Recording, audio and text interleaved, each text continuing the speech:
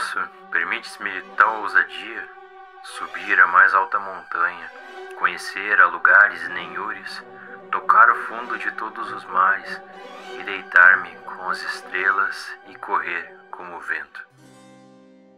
Esse ano me dediquei quase que integralmente à leitura de clássicos da literatura mundial, sem buscar por um tema específico, apesar de carregar uma afeição mais profunda por histórias que se passam no mar. Dadas essas premissas, era óbvio que O Velho e o Mar, do Hemingway, era uma escolha óbvia. E bom, que ótima escolha.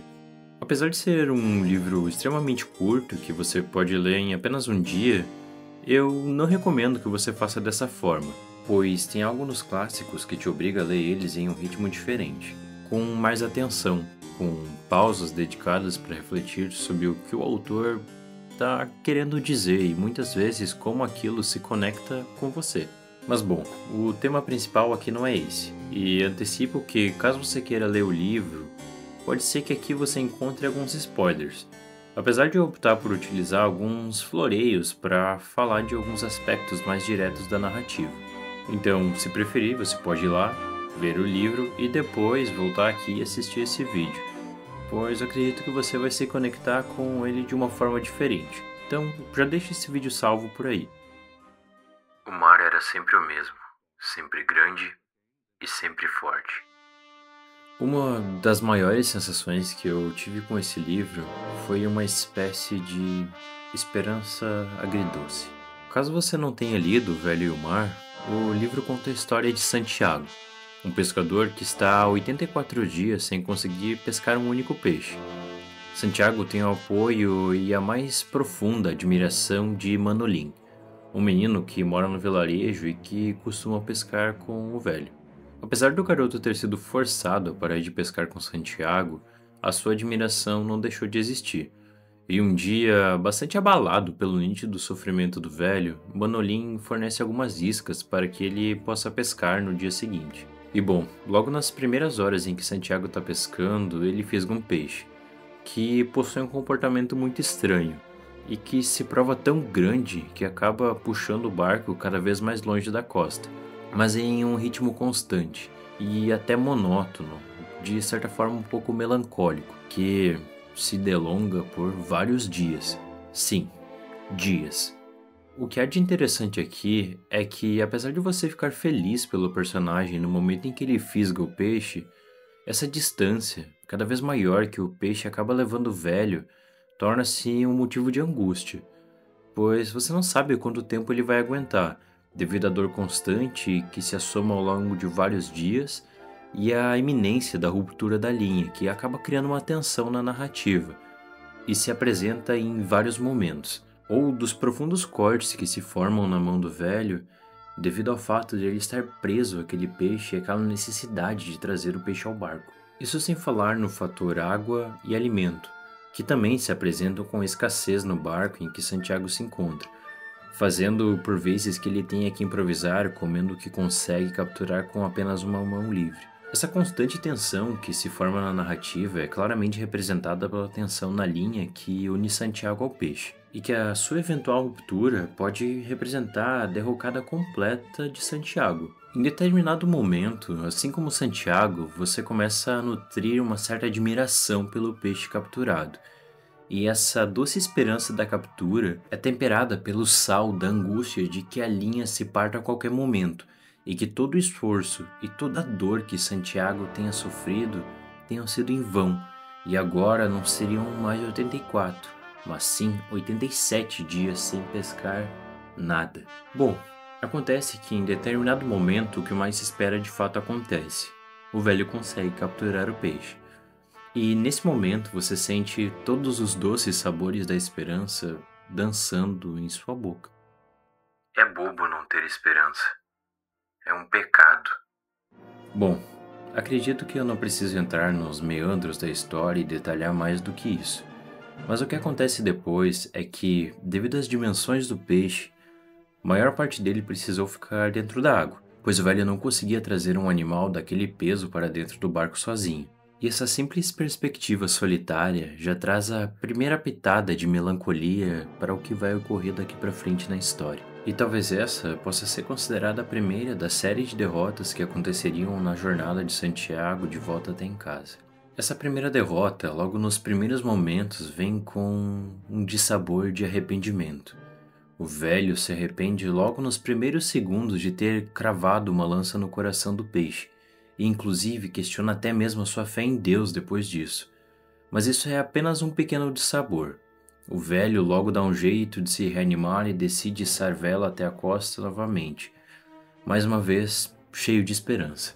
Mas o que de fato pela primeira vez serve uma mãozada de sal nesse prato de esperança que foi trazido à nossa frente é o momento em que o peixe é mordido por um tubarão, mais especificamente por um maco.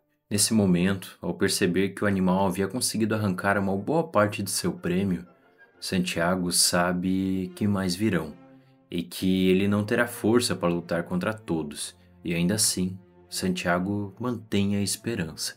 Ainda é possível sentir o doce sabor inicial do prato.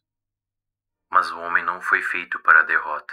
Um homem pode ser destruído, mas não derrotado.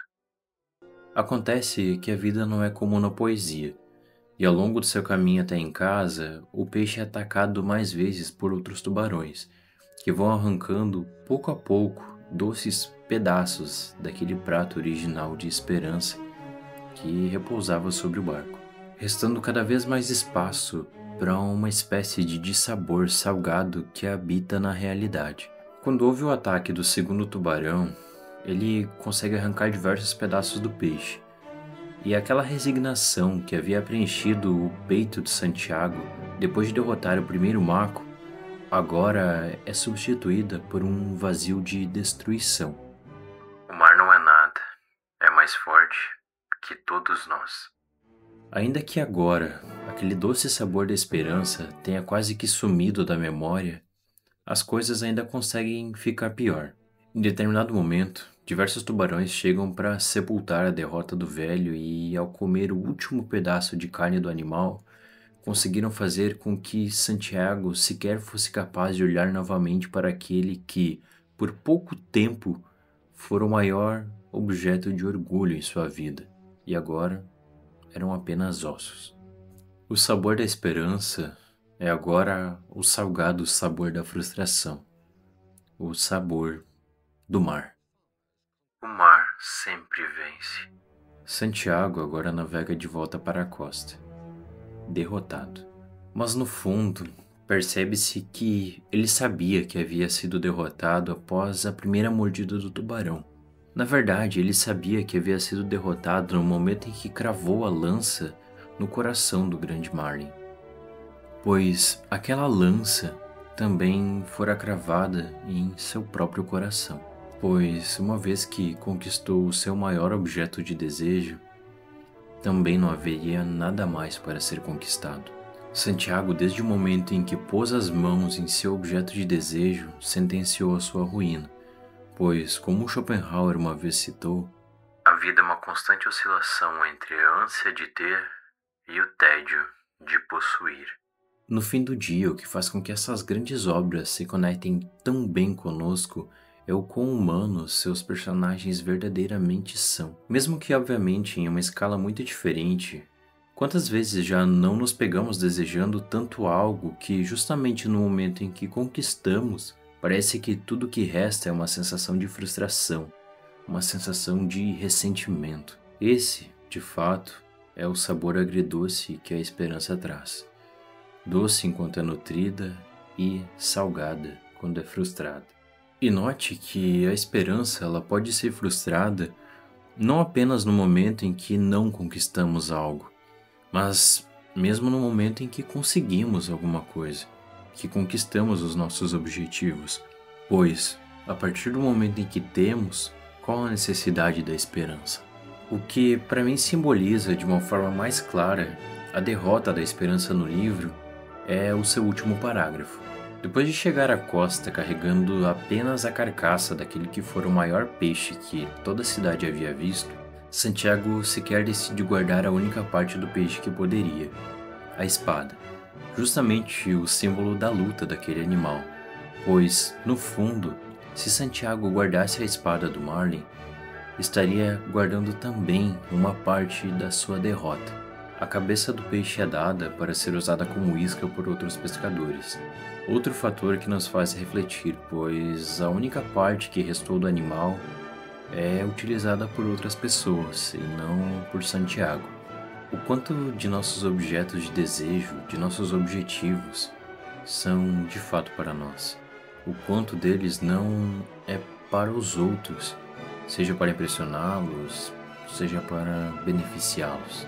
Mas o que há de mais impressionante no fim da história, no último parágrafo mais especificamente, é a pá de sal que é jogada na nossa boca sem qualquer ressentimento.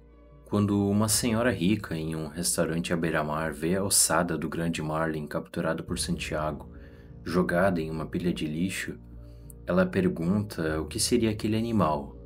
E a resposta do garçom é apenas tubarão. Agora, a maior conquista de Santiago, atirada em uma pilha de lixo, confunde-se com alguns dos personagens decisivos em sua maior derrota. O desejo é o vício da alma. Bom, espero que você tenha gostado desse vídeo. Se você gostou, não deixe de deixar um like, de se inscrever no canal. Se quiser, ative as notificações também, porque você vai saber quando chegar um vídeo novo. Mas como eu falei no vídeo sobre Dostoiévski, esse formato de vídeo não é o mais recompensador para publicar no YouTube. Então, eu conto com qualquer apoio que você puder com relação a compartilhamento e divulgação desse vídeo. Espero que você tenha gostado e em breve tem mais.